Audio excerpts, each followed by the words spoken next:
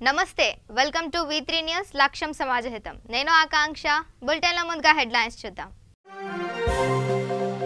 RTC కార్మికులు చేస్తున్న సమ్మె శిబిరాన్ని సందర్శించిన మందకృష్ణ మాదిగ ఆర్టీసీ కార్మికులను సీఎం కేసీఆర్ మనోవేదనకు గురి చేస్తున్నారని ఆగ్రహం నారాయణపేట జిల్లా మరికల్ కేంద్రంలో బీజేపీ సమావేశం ఆర్టీసీ కార్మికులను విధుల్లో చేర్చుకోకపోవడం ఎంతవరకు న్యాయమని ప్రభుత్వంపై ఆగ్రహం జగిత్యాల జిల్లా నాచ్పల్లిలో పోలీసుల కార్డన్ సెర్చ్ సరైన ధృవపత్రాలు లేని 27 బైక్లను ఒక ఆటోను స్వాధీనం నాగర్ కర్నూల్ జిల్లా డిండి రిజర్వాయర్లో బాలిక మృతదేహం అనుమానాస్పదంగా కేసు నమోదు చేసి దర్యాప్తు చేస్తున్న పోలీసులు ఇక డీటెయిల్స్ చూస్తే పెద్దపల్లి జిల్లా గోదావరికని ఆర్టీసీ కార్మికులు చేస్తున్న సమ్మె శిబిరాన్ని ఎంఆర్పీఎస్ అధ్యక్షుడు మందకృష్ణ మాదిగ సందర్శించారు అనంతరం ఆయన మీడియాతో మాట్లాడుతూ ఆర్టీసీ కార్మికులను సీఎం కేసీఆర్ మనోవేదనకు గురి చేస్తున్నారని ఆర్టీసీ కార్మికులు ఆత్మహత్యలకు గుండెపోటు మరణాలకు కారణం అవుతున్నారని విమర్శించారు ఆర్టీసీ కార్మికుల జీవితాలతో చెలగాటం ఆడితే మీ ప్రభుత్వానికి ఉరితాడుగా మారే రోజు త్వరలో ఉంటుందని విమర్శించారు ఈ ప్రభుత్వాన్ని గద్దెదించే శక్తి ప్రజలకు ఉంటుందని హెచ్చరించారు 90 లక్షల మందిని చేరవేసే సంస్థ ఇంత పెద్ద సంస్థలు ప్రభుత్వ రంగంలో చాలా తక్కువగా ఉంటాయి నిర్దిష్టమైన ఆలోచన మీరు సమ్మె మొదలు పెట్టకపోయినా ఆయన చేయాలనుకున్నది అదే కాబట్టినే ఇట్లాంటి నిరంకుశ పోగడానికి దారితీస్తుందనేసి కూడా మీరు మర్చిపోతారు సార్ అనుకుంటున్నాను ఆయన స్వార్థానికి కారణం ఏంటి అన్నప్పుడు వాస్తవానికి మొదటిసారి ముఖ్యమంత్రి అయిన రోజుల్లో ఆర్టీసీని అమ్ముకోవాలనే ఆలోచన ఆయనకు లేదు కానీ ఇప్పుడు ఆర్టీసీని అమ్ముకుంటే తప్ప ఆయనకు అక్రమ సంపాదన లేదనేసి గమనించిండు మొదటిసారి లేదని నేను ఎట్లా చెప్తున్నా ఆయన ఆర్టీసీని ప్రైవేట్ పరం చేయమని చెప్పి ఓపెన్గా ముఖ్యమంత్రి హోదాలో ప్రకటన చేసిండు అప్పుడు ఆయనకు ఆ స్వార్థం లేదు అప్పుడు ఆయనకు ఆర్టీసీని అమ్ముకోవాలనే స్వార్థం లేదు మరి ఆనాడు లేని స్వార్థం ఈనాడు ఎందుకు వచ్చిందని కూడా మనం అనుకోవచ్చు ఆనాడు ఆయనకు ఒకటి ఉపయోగపడ్డది ఇప్పుడు అది లేదు అదే కాళేశ్వరం ప్రాజెక్ట్ అనేసి కూడా మనం మర్చిపోవద్దు ఆనాడు అక్రమ సంపాదనకు ఆయనకు కాళేశ్వరం ప్రాజెక్ట్ అనేది వేల కోట్ల రూపాయల అక్రమ సంపాదనకు ఉపయోగపడ్డది అది 30,000 కోట్ల వ్యయం గల కాళేశ్వరం ప్రాజెక్టును 1,00,000 కోట్ల దాకా పెంచి తద్వారా వచ్చే వేలాది కోట్ల రూపాయలను వెనకేసుకొని 1,000 కోట్ల రూపాయలు ఖర్చు పెట్టి మళ్ళీ గెలిపించుకోవచ్చు అనే లాయన్ మొదటి నిర్ణయం తీసుకున్నాడు కాబట్టి అనుకూలంగా చేసుకున్నాడు కానీ ఈ మధ్యకాలంలో కాళేశ్వరం ప్రాజెక్టులో జరిగిన అవినీతి మీద కన్నేసిన కేంద్ర ప్రభుత్వము అవినీతిని బయటపెట్టడం కోసం కాంట్రాక్టర్ అయిన పడుతున్న కృష్ణారెడ్డి ఇంటి మీద ఆఫీసుల మీద దాడి చేసిన విషయం మనందరికీ తెలుసు ఇది జరగబోతున్న విషయం గమనించిన కేసీఆర్కు ఈ ఎట్టి పరిస్థితుల్లో కాళేశ్వరం ప్రాజెక్టు ద్వారా నాకు అక్రమ సంపాదనకి భవిష్యత్తులో రాదేమో మళ్ళా నా అక్రమ సంపాదన లేకపోతే వచ్చే ఎన్నికలకు గెలవనేనో మళ్ళీ గెలవాలంటే నేను ఏదమ్ముకోవాలంటే ఆర్టీసీ ఆస్తులైనా కనిపిస్తున్నాయనేసి కూడా మీరు మర్చిపోతారు సాయనుకుంటున్నాను కేవలం ఆర్టీసీ ఆస్తులను అమ్ముకుంటే తప్ప భవిష్యత్తు రోజుల్లో నేను రాజకీయంగా స్థిరపడను అనేది పాలించుకున్న కేసీఆర్ ఆర్టీసీ ఆస్తులను అమ్ముకునే కుట్రలో భాగంగానే ఇప్పుడు ఈ నిర్ణయం తీసుకున్నారు ఆనాడు ఆయనకు కలిసి వచ్చింది కాళేశ్వరం ఈనాడు అది కలిసి రావట్లేదు ఆర్టీసీని అమ్ముకోవడం అనేది ఆయన లక్ష్యంగా పెట్టుకున్నాడు మొదటగా ఈయనకు ఆ లక్ష్యం లేదన్నట్టుగా మీకు సాక్ష్యం చెప్తున్నాను ఆర్టీసీని అమ్ముకోవాలనే లక్ష్యం మొదటగా లేదనేసి కూడా మీకు తీసుకొస్తున్నాను అందుకు సాక్ష్యం ఆయన మాట్లాడిన మాటలే ముఖ్యమంత్రి హోదాలో 2014 నవంబర్ 29 తారీఖు నాడు నూతన బస్సుల ప్రారంభోత్సవం చేస్తున్న రోజు మన అశ్వత్థామరెడ్డి గారి ముందు కార్మిక సంఘాల నాయకులందరి ముందు యజమాన్యం ముందు ఆయన మాట్లాడిన మాటలు రికార్డు మీకు అందరికీ తెలుసు ఆ రికార్డు మీకు వినకపోతే నేను వినిపించడం కోసమైన రికార్డు తెచ్చాను చూపించడం కోసమైన పేపర్ ప్రకటన తెచ్చాను మీ దృష్టికి తీసుకొస్తున్నా ఒకసారి ఇదే ఆ రోజు మాట్లాడిన దాంట్లో అశ్వత్థామరెడ్డి గారు కూడా ఎన్నుకుంటాడు అధికారులు ఉంటారు అందరు ఉంటారు ఎట్టి పరిస్థితుల్లోనూ ప్రైవేట్ పరం చేయబోమో అన్నాడు ఏ పరిస్థితిలో? ఇక నారాయణపేట జిల్లా మరికల్ కేంద్రంలో బీజేపీ సమావేశం ఏర్పాటు చేయడం జరిగింది. మరికల్ మండలంలో బీజేపీ పార్టీ గెలిచినటువంటి ఎంపీటీసీలు, ఎక్స్ ఎంపీటీసీలు, మాజీ సర్పంచ్లు, బీజేపీ కార్యకర్తలు రాష్ట్రంలో జరుగుతున్నటువంటి ఆర్టీసీ సమ్మెకు బీజేపీ పార్టీ ఆర్టీసీలకు మద్దతుగా పలుకుతుందని బీజేపీ పార్టీ ఎమ్మెల్సీ రామచంద్రరావు మాట్లాడుతూ ఆర్టీసీ కార్మికులు సమ్మె విరమించుకున్న తర్వాత కూడా విధులకు చేరుతానంటే ప్రభుత్వం మొండి వైఖరిని సరికాదన్నారు. ప్రైవేట్ ఆర్టీసీ డ్రైవర్లు, కండక్టర్లను పెట్టడం వల్ల ఎన్నో యాక్సిడెంట్స్ జరుగుతున్నాయని, దీనివల్ల ఎంతో మంది ప్రాణాలు, ఆర్టీసీ కార్మికులు కూడా ఆత్మహత్య చేసుకోవడం జరుగుతుందని అన్నారు. ఈ కార్యక్రమంలో బీజేపీ కార్యకర్తలు, మాజీ ఎంపీటీసీలు పాల్గొన్నారు. అంతకుముందులో ఇద్దరు చనిపోతే, దాంతోపాటు ఆర్టీసీలో పనిచేస్తున్నటువంటి ఒక కార్మికులు వారి యొక్క మనస్తాపం చెంది కొంతమంది గుండె జబ్బుతోనే చనిపోతూ ఉన్నారు, గుండె ఆగి చనిపోతూ ఉన్నారు, కొంతమంది ఆత్మహత్య చేసుకుంటున్నారు. 2 నెలల ఒక జీతాలు కూడా ఆపేసి వాళ్ళని కష్టాల్లో పెడితే ప్రభుత్వానికి ఏమొస్తుంది చెప్పి ప్రభుత్వం ఆలోచించాల్సిన అవసరం. నేను వెళ్తున్న సందర్భంగా మరికల్లో కార్యకర్తల ఒక సమావేశం జరిగింది. ఇక్కడ గెలిచినటువంటి ఒక ఎంపీటీసీలు, జెడ్పీటీసీల సమావేశము నరసింహ గౌడ్ గారి ఇంట్లో మరికల్లో జరగడం జరిగింది. భారతీయ జనతా పార్టీ ఈరోజు రాష్ట్రంలో జరుగుతున్నటువంటి ఒక ఆర్టీసీ సమ్మెకు పూర్తిగా మద్దతు పలికింది.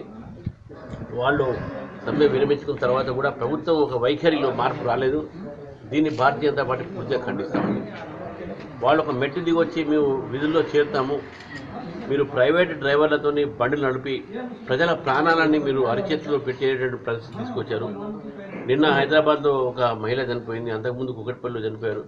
ప్రతిరోజు అనుభవం లేని ఒక డ్రైవర్లు ఆర్టీసీ బస్సులు నడిపి ఇటు ప్రజలు నష్టపోతున్నారు, ప్రజలు కష్టపడుతూ ఉన్నారు, ఆర్టీసీ కూడా నష్టం జరుగుతూ ఉన్నది, ప్రభుత్వం నష్టం జరుగుతుంది. మళ్ళీ ఈ సందర్భంగా ప్రభుత్వం ఆలోచించాల్సిన అవసరం. వాళ్ళ విధులకు మేము చేరుతామని చెప్పి మేము ఎందుకు చర్చించుకోండి. ప్రభుత్వం బేసజాలకు పోకుండా మేము గెలిచాము, వాళ్ళు ఓడిపోయారు, లేకుంటే వాళ్ళు గెలిచారు, మేము ఓడిపోయాము, మేము దగ్గము అనేటువంటి కాకుండా మానవతా వృద్ధితో 50,000 కుటుంబాలకు సంబంధించినటువంటి విషయం ఇది. ఇక్కడ చాలామంది ఆత్మహత్యలు చేసుకున్నారు, చాలామంది గుండె రోగులతో చచ్చిపోయించారు మనస్తాపం చెంది. మరి ఇవన్నీ కూడా ఎందుకు అవుతున్నాయి? మారణ హోమం జరుపుతున్నటువంటి తెలంగాణలో మనం ఉన్నామా? బంగారు తెలంగాణ సృష్టించడానికి తెలంగాణ తీసుకురావడం జరిగింది. మరి ఇటువంటి తెలంగాణలో ఇటువంటి ఒక సంఘటన జరగడం చాలా బాధాకరమైన విషయం. నేను ప్రభుత్వాన్ని డిమాండ్ చేస్తున్నాను, వెంటనే మీరు వారిని ఆదుకోవాలి, వారిని విధుల్లో రానియాలి అని చెప్పి భారతీయ జనతా పార్టీ డిమాండ్ చేస్తూ, కేంద్రం నుంచి వచ్చినటువంటి ఆర్థిక సంఘం నుంచి వచ్చిన నిధులు నేరుగా సెల్ఫ్ గవర్నమెంట్ చేత లోకల్ గవర్నమెంట్ ఉన్నాయో స్థానిక సంస్థలకు అవి వస్తున్న సమయంలో ప్రభుత్వం దాన్ని దారి మళ్లిస్తుంది, ఇతర వాటికి వాడుతున్నారు. స్థానిక సంస్థలు, సర్పంచులు కానీ, ఇక్కడ మున్సిపాలిటీ సంబంధించినటువంటి మున్సిపల్ ప్రతినిధులు కానీ వాళ్ళకు వచ్చే నిధులు ఆ ప్రాంతానికి వాళ్ళు వాడాలి. కానీ ప్రభుత్వం అక్కడ వాడకుండా అవన్నీ కూడా తప్పుదారి పట్టిస్తూ ఉన్నారు, దారి మళ్లిస్తూ ఉన్నారు. ఇక్కడ దేనికైతే కేటాయించడం జరిగిందో కేంద్రం నుంచి దానికే వాడాలి, స్థానికంగా వాడాలని చెప్పి భారతీయ జనతా పార్టీ డిమాండ్ చేస్తారు. ఇక జగిత్యాల జిల్లా కోడిమ్యాల మండలం నాచుపల్లి గ్రామంలో జిల్లా ఎస్పీ సింధు శర్మ ఆదేశాల మేరకు సిఐ ఆధ్వర్యంలో ఎస్ఐ శివకృష్ణ అధ్యక్షతన కార్డన్ సెర్చ్ నిర్వహించడం జరిగింది. ఈ కార్యక్రమంలో సరైన ధృవపత్రాలు లేని 27 బైక్లను, ఒక ఆటోను స్వాధీనం చేసుకోవడం జరిగింది. అనంతరం జన చైతన్య పోలీస్ కళా బృందం వారి ఆధ్వర్యంలో పోలీస్ కళాకారులచే కళా ప్రదర్శన నిర్వహించడం జరిగింది. ఈ కార్యక్రమంలో ఎంపీపీ మేనేని స్వర్ణలత, సర్పంచ్లు ఫోరం అధ్యక్షుడు Krishnarao, additional SP Dakshinamurthy, DSP Venkataramana, CI Dana Kishore పాల్గొన్నారు. కాగితాలు ఎంతమందికి ఉన్నాయి? అందరికి ఉన్నాయా? ఎక్కడన్నా ఒకళ్ళు చేతులు ఎత్తుతున్నారు. ఎందుకు అడుగుతున్నాం అంటే, ఇన్సూరెన్స్ కాగితం లేకపోతే ఏదైనా దురదృష్టవశాత్తు యాక్సిడెంట్ అయితే ఎవ్వరికి ₹1 కూడా రాదు. మనం బండ్లు కొనుక్కుంటాము, బండి మన పేరు మీద ట్రాన్స్ఫర్ చేసుకోము. ఎందుకంటే కొనుక్కున్నప్పుడు ఉండే అంత ఉత్సాహం పేపర్ వర్క్ చేయడానికి ఉండదు మనకి. అలాంటప్పుడు యాక్సిడెంట్ అయితే ప్రాణాలు ఎవరివైనా ఇన్సూరెన్స్ కి సంబంధించి ₹1 కూడా మనకి రాదు. అవి పేర్లు మార్చుకోవడము ఆర్ మనం కాగితాలు మార్చుకున్నప్పుడు ఏమవుతుంది, ఒక 10,000 తక్కువకి దొంగ బండ్లు దొరుకుతాయి. ఎవరో ఒకళ్ళు మనకి అంటగడతారు. తర్వాత 2 నెలలకో 3 నెలలకో ఇవన్నీ దొంగ బండ్లు అని చెప్పి ఇట్లానే కోఆర్డినేట్ సెర్చ్ చేసినప్పుడు తేలుతాయి. సో తీసుకోవాల్సిన జాగ్రత్తలు చాలా రకాలవి ఉంటాయి. ట్రాఫిక్ కి సంబంధించి మన ఆఫీసర్స్ చెప్పారు ఇంతకు ముందే. హెల్మెట్లు పెట్టుకోవడము, డ్రంక్ అండ్ డ్రైవింగ్ చేయకపోవడము, ఇన్సూరెన్స్ కాగితాలు ఎప్పుడు కూడా అప్డేట్ ఉంచుకోవడము. వీటితో పాటుగా ముఖ్యంగా చాలా మంది మొబైల్ ఫోన్స్ వాడుతున్నారు. ఇందాక ఎంతమంది మొబైల్ ఫోన్స్ వాడతారు అంటే చాలా మంది చేతులు ఎత్తారు. చిన్న చిన్న పిల్లలు కూడా యూజ్ చేస్తున్నారు. ఒక 50 years పైబడిన వాళ్ళు కూడా మొబైల్ ఫోన్స్ అన్నది వాడడం జరుగుతుంది. వాడడం చాలా ఈజీ, కానీ వాడేటప్పుడు తీసుకోవాల్సిన జాగ్రత్తలు మాత్రం మనం పాటించట్లేదు. ఫర్ ఎగ్జాంపుల్ ఫోన్ చేస్తారు, ఫోన్ చేసి మీ అకౌంట్ క్లోజ్ అవుతుంది, మీరు మీ ఓటీపీ చెప్తే మీ అకౌంట్ బ్లాక్ కాకుండా చూస్తామని చెప్తారు. అట్లా ఎప్పుడన్నా నమ్మచ్చా మనము? ఎందుకు నమ్మకూడదు?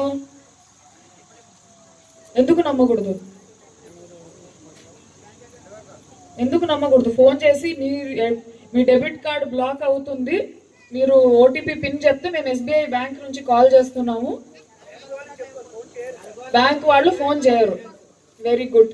సో బ్యాంక్ వాళ్ళు మనకి ఓటీపీ కోసం ఫోన్ చేయరు. ఇంకా దేనికోసం ఫోన్ చేయకుండా ఉంటారు చెప్పండి? ఓటీపీ కోసం ఫోన్ చేయరు, ఇంకా కార్డ్ మీద నంబర్ కోసం ఫోన్ చేయరు. ఇంకా మీకు తెలిసిన వాళ్ళకి ఎవరికన్నా లాటరీ వచ్చిందా ఇప్పటిదాకా? ఎవరికైనా వచ్చిందా? ఎవరన్నా కోటీశ్వర్లు అయినారా లాటరీ వచ్చి? మీరు, మీ చుట్టాలు, మీ ఫ్రెండ్స్? ఫోన్ చేస్తూ మెసేజ్ వస్తుంది, ఈమెయిల్ వస్తుంది, మీకు కోకోకోలా లాటరీ వచ్చింది, ఇన్ని కోట్లు వచ్చినాయి అంటే చాలా మంది డబ్బులు డిపాజిట్ చేస్తున్నారు. ముందు ఏముండదు, ట్యాక్స్ కోసం 50,000 కట్టండి, 5,000 కట్టండి అంటారు. ఇంకొక 4-5 రోజులకి ఇంకొక 10,000 కట్టండి అంటారు. తర్వాత మమ్మల్ని కస్టమ్స్ వాళ్ళు పట్టుకున్నారు, మీరు ఎవ్వరికి చెప్పకండి, ఒక 50,000 డిపాజిట్ చేయండి అంటే మళ్ళీ డిపాజిట్ చేస్తారు. అట్లా ఒక 6-7 లక్షలు మొత్తం వదిలించుకున్న తర్వాత పోలీసుల దగ్గరకు వస్తారు, మా డబ్బులు పోయినాయి అని చెప్పి. సో ఎవ్వరు కూడా, నాకు తెలిసి కూడా ఎవరు ఇప్పటిదాకా లాటరీ గెలవలేదు, మీరు కూడా ఎవరు గెలవబోవట్లేదు. సో ఎవరన్నా ఫోన్ చేసి మీకు లాటరీ వచ్చింది అని చెప్తే అటువంటివి ఎట్టి పరిస్థితుల్లో నమ్మకండి. అకౌంట్స్ లో డబ్బులు వేయడం లాంటివి చేయకండి. పర్టిక్యులర్ గా యూత్ ఉన్న దగ్గర వీళ్ళు OLX ఇట్లాంటి వాటిల్లో బైక్స్ చీప్ గా వస్తున్నాయి, ఐఫోన్ చీప్ గా వస్తుంది అని కొంటున్నారు. ఎంత ఉంటుంది ఐఫోన్ బయట రేటు? ఎంత ఉంటుంది ఐఫోన్? ఇక నాగర్ కర్నూలు జిల్లా ఉప్పుమంతల మండలంలో దారుణం చోటు చేసుకుంది. డెండే రిజర్వాయర్లో గుర్తు తెలియని బాలిక మృతదేహం లభ్యం కలకలం రేపింది. స్థానిక సమాచారంతో ఘటనా స్థలానికి చేరుకున్న పోలీసులు పరిశీలించారు. నలుపు రంగు ప్యాంటు, తెలుపు నలుపు షర్ట్ ధరించి ఉందని తెలిపారు. బాలిక వయసు 17 నుండి 18 సంవత్సరాలు ఉండవచ్చని అనుమానిస్తున్నారు. మృతదేహాన్ని అచ్చంపేట ప్రభుత్వ ఆసుపత్రికి తరలించారు. అనుమానాస్పదంగా కేసు నమోదు చేసి దర్యాప్తు చేస్తున్నామని పోలీసులు తెలిపారు.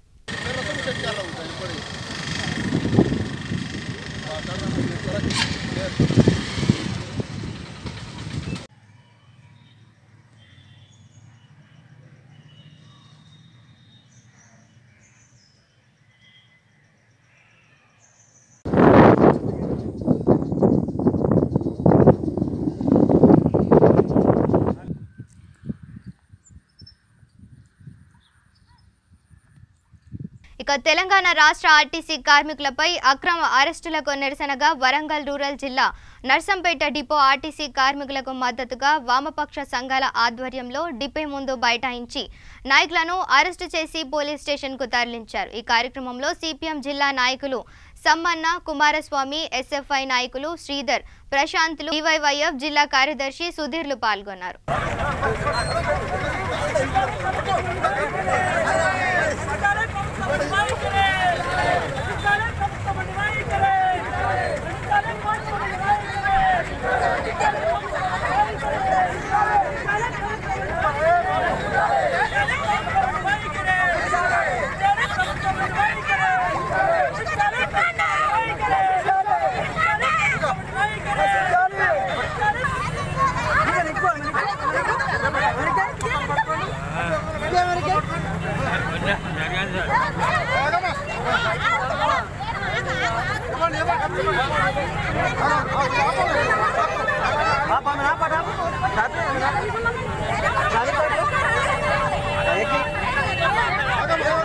ఇక ఈఎన్సీ రహదారులు మరియు భవనాలు శాఖ కార్యాలయంలో మంత్రి గంగుల కమలాకర్ కరీంనగర్ నియోజకవర్గానికి చెందిన రహదారులు అభివృద్ధి కార్యక్రమాలపై సమీక్షా సమావేశం నిర్వహించారు.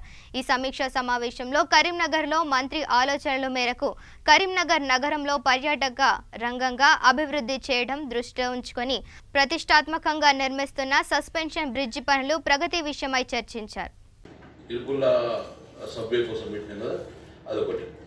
సో ఇది కేబుల్ షెడ్ బ్రిడ్జ్ ఫస్ట్ తీసుకుందాం సార్. కేబుల్ షెడ్ బ్రిడ్జ్ ప్రధాన సమస్య లేదంటే ల్యాండ్ ఎక్విజిషన్ జరగలేదు. సో ఆల్మోస్ట్ ఆ ల్యాండ్ ఎక్విజిషన్ జరగకుండా కేబుల్ షెడ్ బ్రిడ్జ్ మనం we are going to open in ఏప్రిల్లో అనుకుంటున్నాం. ఏప్రిల్ మే అయితే కావచ్చు. కానీ ఏప్రిల్ మే కేబుల్ బ్రిడ్జ్ అయిన తర్వాత కూడా అప్రోచ్ రోడ్స్ లేక అవుట్ సైడ్ రోడ్ లేకపోతే ఎంబ్రాసింగ్ ఉంటుంది కాబట్టి మనం ఇమ్మీడియట్గా మనం అప్రోచ్ రోడ్స్ తర్వాత కమాన్ నుంచి up to cable stayed bridge వరకు ఉన్న హడిల్స్ అవి ఒకటి క్లియర్ చేసుకొని తర్వాత కేబుల్ బ్రిడ్జ్ నుంచి అవుట్ సదాశివపల్లి వరకు ఉన్న హడిల్స్ అది మెయిన్ హడిల్ అక్కడ ల్యాండ్ ఎక్విజిషన్తో జరగలేదు. నోటీసులు కూడా ఇవ్వలేదు. సో అదొక 2 ఇష్యూలలో మనం కేబుల్ బ్రిడ్జ్ అయిపోయిన తర్వాత కేకే రోడ్. సో మీరు ఆ రోజు కూడా మనం చాలా నెగోషియేట్ చేసినాం. టాటా స్కై వాళ్ళతో టాటా వాళ్ళతో టాటా పరిస్థితి మాట్లాడి నెగోషియేట్ చేసినాం. ఇక జగిత్యాల జిల్లా కోడిమ్యాల మండలంలో జిల్లా ఆర్టీసీ కార్మికులు 54 రోజులుగా చేస్తున్న సమ్మెకు మద్దతుగా కోడిమ్యాల మండల ఉపాధ్యాయులు 62,000 రూపాయల నగదు అందజేయడం జరిగింది. ఈ కార్యక్రమంలో ఉపాధ్యాయ సంఘాల నాయకులు ఏనుగు మల్లారెడ్డి, రఘుపతి రెడ్డి, ఎన్ మల్లేశం, జిల్లా RTC JAC convener M Anji Reddy పాల్గొన్నారు. 54 రోజుల నుంచి సమ్మె చేసి మరి చాలా సబ్బండ వర్గాలు ఉద్యోగస్తులైతే ఉపాధ్యాయ ఉద్యోగ కార్మిక వర్గం మొత్తం మా వెంటే ఉండి మరి మాకు మద్దతు ఇచ్చి మరి ఈరోజు మేము కూడా మీకు సాయం చేస్తాం అని కోడిమ్యాల మండల ఉపాధ్యాయులు అందరూ మాకు 60,000 ఇచ్చి మాకు ఆర్థికంగా సహాయం చేసినందుకు ముఖ్యంగా వారందరికీ కృతజ్ఞత అభివందనాలు తెలియజేస్తూ ఉన్నాను. మరి ఇప్పుడు కేసీఆర్ మేము ఏదో స్ట్రైక్ చేస్తే తప్పైనట్టు మా కార్మికులు ఫీల్ అవ్వడం అవసరం లేదు. టోటల్గా రాజకీయ పార్టీలు, ఉద్యోగ సంఘాలు, ఎన్జిఓస్ కానీ ఎవరైతే టీచర్లు అన్ని సంఘాల వారు మీరు చేసేది కరెక్టు. కానీ కాకపోతే అక్కడ ముఖ్యమంత్రి కరెక్ట్ లేడు, అక్కడ అధర్మంగా ప్రవర్తిస్తాననే భావనతోనే ఉన్నారే తప్ప ఆర్టీసీ కార్మికులు చేసింది తప్పు అని ఏ వర్గం కూడా ఇప్పటి వరకు స్టేట్మెంట్ల ద్వారా కానీ దేని ద్వారా రాలే. కనీసం వాళ్ళ పార్టీలో ఉన్నట్టు ఎమ్మెల్యేలు కానీ మంత్రులు కానీ ఎక్కడ కూడా ఆర్టీసీ స్ట్రైక్ తప్పు అని కూడా ఒక స్టేట్మెంట్ కూడా రాలేదు. నైతికంగా మేము మా కార్మిక వర్గం గెలిచిందాం. ఎందుకంటే మేము పెట్టినటువంటి డిమాండ్లు ప్రతి రాజకీయ పార్టీ సపోర్ట్ చేసింది. మేము కనుక అధికారంలోకి వస్తే మీ సమస్యలను వెంటనే పరిష్కరిస్తాం విలీనంతో సహా అని చెప్పి అందరూ మద్దతు ఇవ్వడం జరిగింది. నైతికంగా ఒక్క పార్టీ మాత్రమే ఇవ్వలేదు. అంటే మెజార్టీగా మాకు మద్దతు ఇచ్చింది కాబట్టి నైతికంగా మా కార్మికులు ఈ సమ్మె విజయం అని చెప్పుకోవచ్చు. కాకపోతే మా ఆర్థిక పరిస్థితులు, మా ఆర్థిక ఇబ్బందుల వలన మాత్రమే మేము సమ్మెను వెనుకకు తగ్గడం జరిగింది. కానీ మాది న్యాయమైన కోరికలు కావని మాత్రం చెప్పదలుచుకున్నా. కాబట్టి సోదరులందరికీ ముఖ్యంగా ఉపాధ్యాయులు కానీ వీళ్ళందరూ మాకు ముందుకొచ్చి సాయం చేయడం అనేది ఎల్ఐసి వాళ్ళు కూడా ఇంత మునుపు కరీంనగర్ రీజన్లో మొత్తం టోటల్గా వాళ్ళు కూడా డిపోల వైజ్గా జిల్లాల వైజ్గా వాళ్ళు కూడా 65,000 అట్లా ఇచ్చారు. మరి అట్లా ఇవ్వడం వల్లనే ఈరోజు ఈ ఉద్యమాన్ని మాకు శక్తికి మించిన ఉద్యమం వాస్తవం ఇది. మా 48,000 కార్మికులు ఈ ఉద్యమం చేసినంటే మాకే చాలా గ్రేట్ అనిపిస్తుంది. ఎందుకంటే ఒక సీఎం హోదాలో ఉండి కూడా 3 డెడ్ లైన్లు పెట్టినా కూడా కనీసం అటు మొఖాన చూపు కూడా చూడలేదు. ఇది ఎవరితో సాధ్యం కానటువంటి ఉద్యమం చేసినప్పటికీ మరి ఇందులో ప్రతి ఒక్క వర్గాన్ని మాత్రం ఉండదని మేము తప్పక చెప్తా ఉన్నాం. అయితే కొందరు అంటారు వాళ్ళు వచ్చేదో చెప్పిపోయినని. మనం ఒక బాధలో ఉన్నప్పుడు ఒక మనిషి వచ్చి గిదేమైతే తీయవా అంటే ఒక 75% బాధ పోతుంది.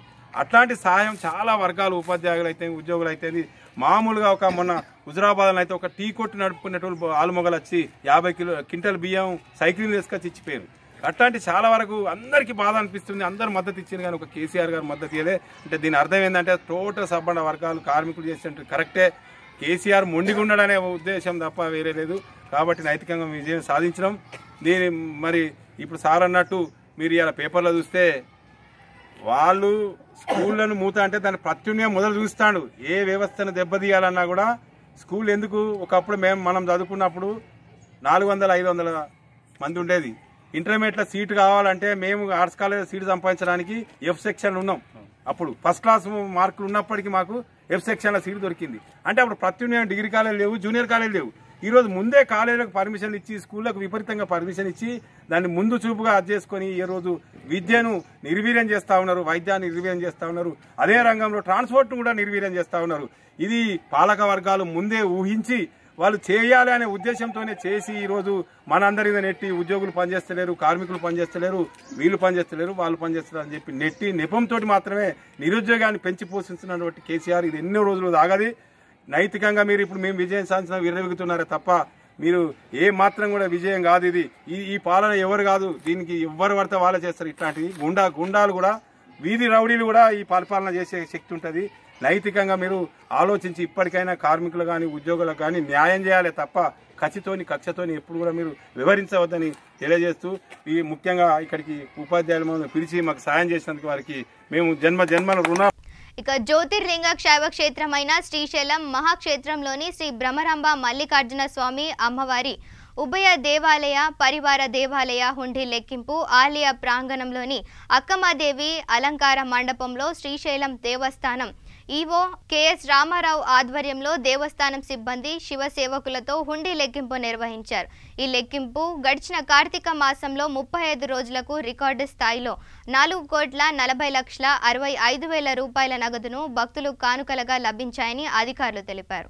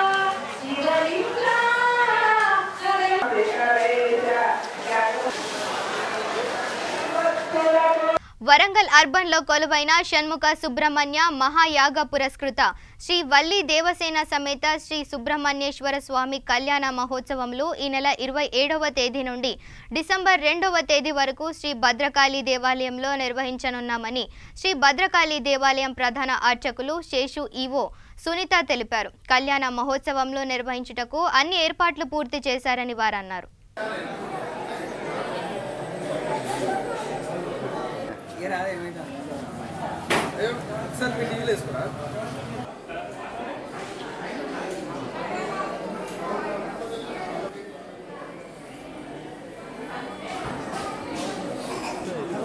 శేషన్న చేయకుంటే ఇట్లా పెట్టే చెప్పినట్టుగా చెప్పి ఇట్లా పెట్టి శేషన్న సుబ్రహ్మణ్య స్వామి కొంచెం కింద పెట్టు చాలు.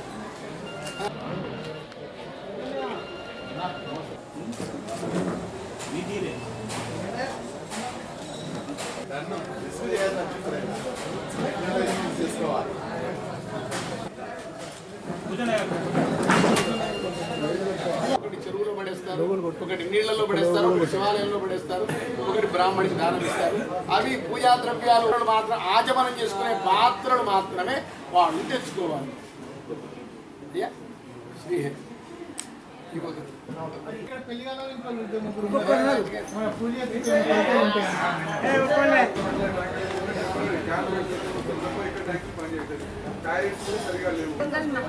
ఇక రాజన్న సిరిసిల్ల జిల్లా ఎల్లారెడ్డిపేట మండల కేంద్రంలో కలెక్టర్ కృష్ణ భాస్కర్ కేంద్ర బృందం పర్యటించింది.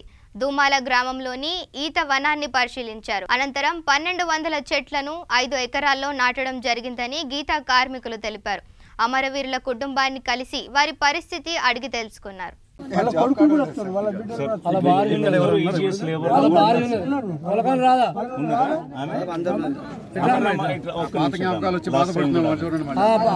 బాధపడుతుంది ఎడతారు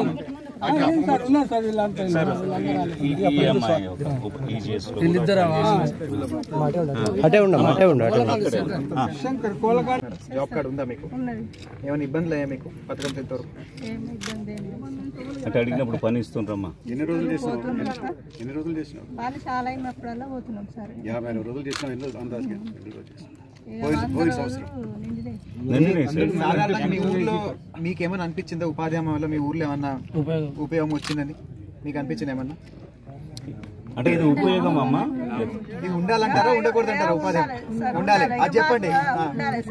లేకపోతే మేము ఎట్లా బతుకుతాం?